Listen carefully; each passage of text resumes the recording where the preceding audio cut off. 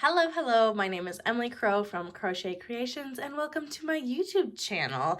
Today you can see I'm talking about the Shark Bite sock pattern, which is a recent design in both knitting and crochet that is being released in preparation for Nitty Natty's Sock Week 2023. And in this video specifically, I want to talk to you about this heel construction on the crochet version. If you are a crocheter who has not done a lot of socks, then doing heel shaping for a sock can be kind of intimidating. So I wanted to talk about how to do this heel flap and gusset heel on my Shark Bite socks. This is a toe up design, and so the construction is even a little bit different when you compare it to like a cuff down knit sock. So we're going to talk today about that heel turn and that heel flap. While the rest of the sock is predominantly worked in rounds, the heel turn and heel flap are worked in rows. You'll see as I show you this geometry of sock making that the heel turn is kind of shaped like a triangle, and in doing that it kind of turns the work so then you can work kind of a square shape on the back of the sock. That's your heel flap. And that does the kind of pocket shaping that your heel will go into. So you'll see it more clearly as I am working this heel turn and heel flap, but let's jump right into it. So I have some different yarn here in like a mini swatch, and you'll see this is not a sock, but it takes a little bit to make a sock, and I did not have time to make another sock in this specific colored yarn. I just thought that this color would make it a lot easier to see what we're working with. So I wanted to make a little swatch out of this, and this is the number of stitches that I have for my sock size that I'm used to making. And so this is the number of stitches that you'll have for your foot as well as the gusset. The gusset is just an increasing portion on the sock. You'll see that the sock is about the same circumference around up through here, and then I have some increases to make it wider for the widest part of the foot right before the heel. That is a whole other video that we'll talk about, but that's why I have so many stitches, because I wanted to kind of mimic the number of stitches that I would have from working on a foot and doing the gusset, because immediately after doing the gusset, you'll switch to doing the heel turn. Okay, so to set up for our heel, within the pattern, it tells you where to mark your front instep stitches, which are the very top of your sock. And the very back of the sock is on the other side, but you'll see there's some extra stitches. These are all gusset stitches that you've increased since you started the gusset. So we're just kind of mimicking where we would be at. We would already have the instep stitches marked. Now we need to mark the stitches that'll be the very back heel of our sock. So first, what I like to do is I'll just kind of center these, flip it over. I'll put some markers approximately in the same spots on the back as the markers are on the front. So that'll be a good place to start for placing markers.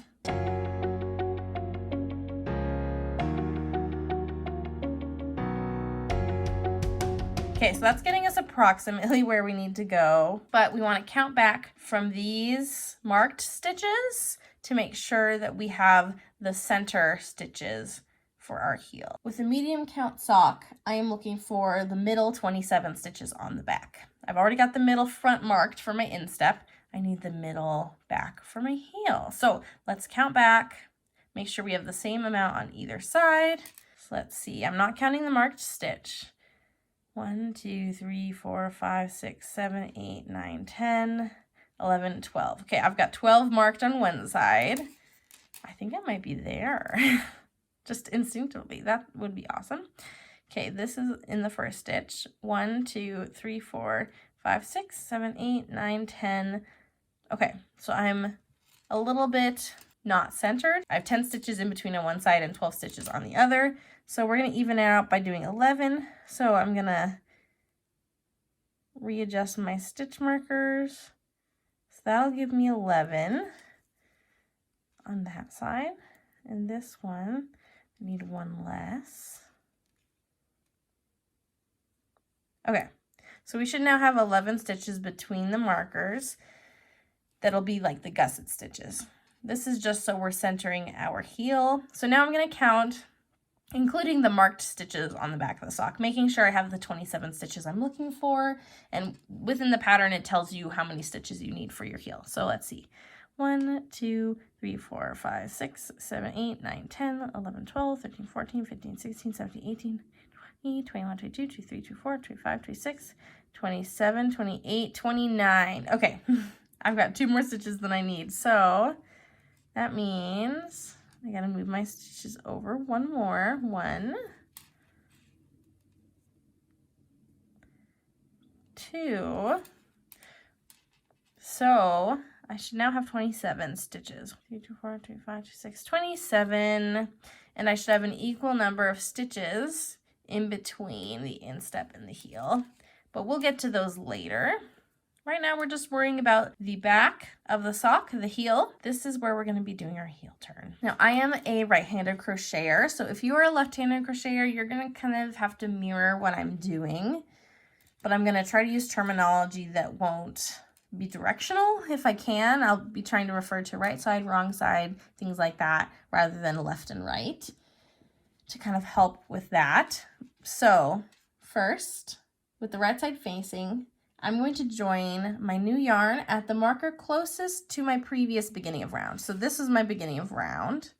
I've already broken my yarn after completing my gusset. So I'm going to join my yarn in right here in this marked stitch.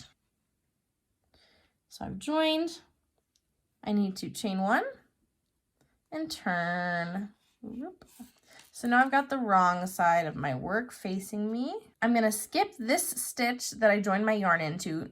Normally, as a crocheter, I would work into that stitch again, but right now I'm going to skip it.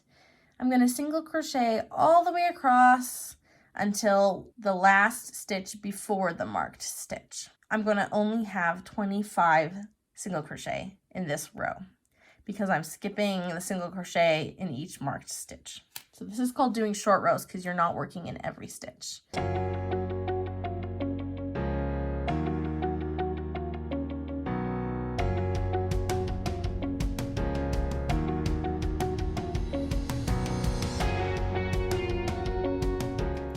I've single crocheted across. I have not single crocheted in the very last stitch of the heel, which is marked. Chain 1 and turn. I'm going to continue doing that same kind of pattern where I'm going to skip the first stitch that I did, single crochet across, and I'm going to skip the very last stitch. And I'm going to keep doing that for the given amount of rows. We're just going to be working in those short rows. Every row will be 2 stitches shorter than the previous row. For my adult medium size, I'm going to work a total of 7 rows like this, and then I'll see you back here at the end. Skip the first stitch, single crochet across.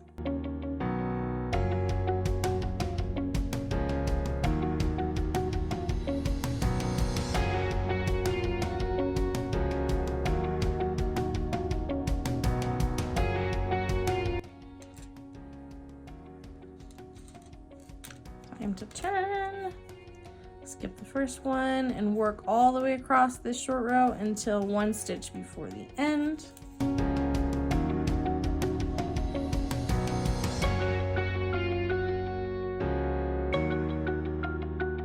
See, it's kind of shaping into a slant.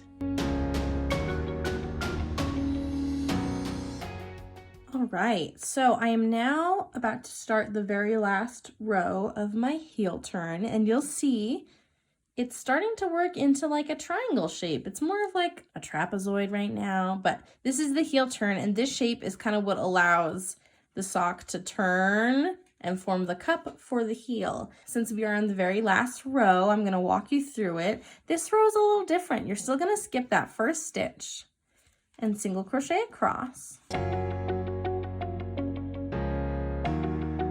But instead of skipping that last stitch, you are actually going to transition into your heel flap. And depending on what size you're making, if you're making the adult medium, you can do exactly what I'm going to do. The adult extra small and the adult large will also do the same type of stitch placement. The adult small is a little bit different, so I'll talk about that once I'm all done. But since you're transitioning, you are supposed to single crochet into the very last stitch, and you're now going to work along this side of the heel turn. You're going to alternate between single crochet in the edge of the row below and single crochet in that one unworked stitch that was left from doing your short rows. So you're going to work into the side.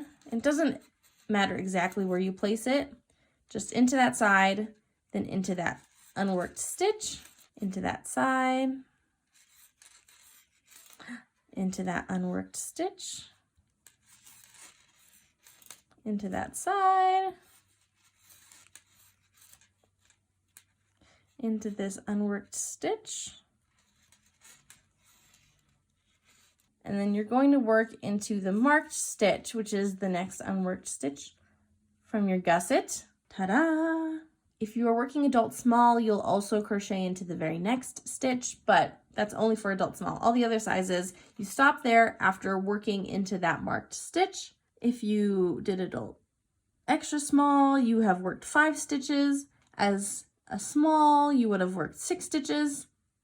Adult medium, which is the size I just did, you will have worked 7 stitches, and adult large will have worked 9 stitches across this side edge for this transition. Now we need to chain 1 and turn. You're going to single crochet all the way across all these stitches you just placed, all the way across the very top of your heel turn, and then we're going to go back down the side of this one.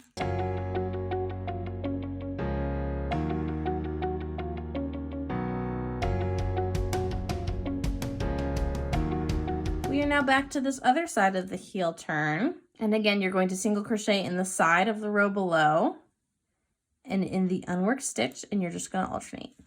Side of the row below, unworked stitch, side of the row below, unworked stitch, side of the row below, unworked stitch, side of the row below, and unworked stitch, which will happen to be your marked stitch from the very beginning. Now you've completed the transition from your heel turn to your heel flap. You should now be back at the total number of stitches that you need for your heel. So for the adult medium, which is the size I'm doing, I need to have 27 stitches. The adult extra small should have 21 stitches now across this top. The small will have 24 stitches. The large will have 30 stitches. And you are now ready to go into your heel flap. I'll use this sample right here to show you. The heel flap is basically like a square piece of fabric worked in rows again. And because of the shaping of the heel turn, it kind of makes a pocket. So it kind of shapes it in a 3D way. So you can put your heel in there. And that's what we're going to do now. Chain 1 and turn. Now we're facing the right side. Sometimes it's hard to tell because we're working in rows, but if you look at what your previous stitches look like, this is the right side of the fabric. So we are on the right side. We already chained 1. We're going to decrease this first stitch. Insert our hook into both stitches. Decrease down by 1.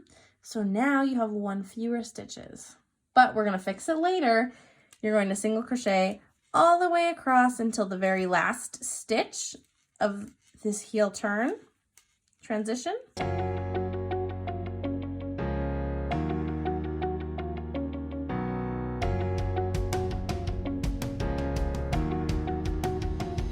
we're going to single crochet all the way across, including that very last stitch. And then you're actually going to decrease and add a stitch at the same time. So right now you have 1 fewer stitches than you need. So you're going to add a stitch by adding a decrease. You're going to insert your hook into the side of the row below, pull up a loop, and then insert your hook into the next unworked stitch from your gusset. So it's the stitch after the marker in this case. Pull up a loop, you're going to decrease. So while you've decreased, you've worked into stitches you have not previously worked into. So you've increased as well. So now you should be back to your regular heel stitch count. For me, it's a 27 for the adult medium. If you're an extra small, it's 21, small, 24, large, 30. So you should be back to your regular stitch count. Chain 1, turn. You're going to keep repeating this over and over again until you've worked all the gusset stitches. So you're going to decrease in the first 2 stitches, and then single crochet all the way across.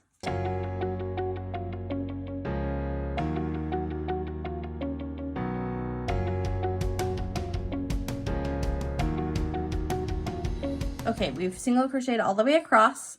Now we are going to insert our hook into the side below, pull up a stitch, and then insert our hook into the next unworked stitch along our gusset, pull up a loop. So we've now made a decrease across those 2 stitches that weren't previously part of our row. So we're back at a regular stitch count, and you'll kind of see it's starting to like make a cupping shape. That'll keep happening. So we're gonna keep repeating that.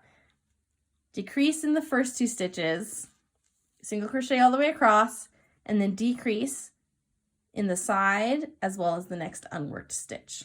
So we're gonna keep doing that. And you'll see that that stitch is like cinching it in and rotating to kind of make that cupping shape. So this is what it's looking like so far until all of the gusset stitches have been worked and you're back to your total stitch count that you had previous for your foot.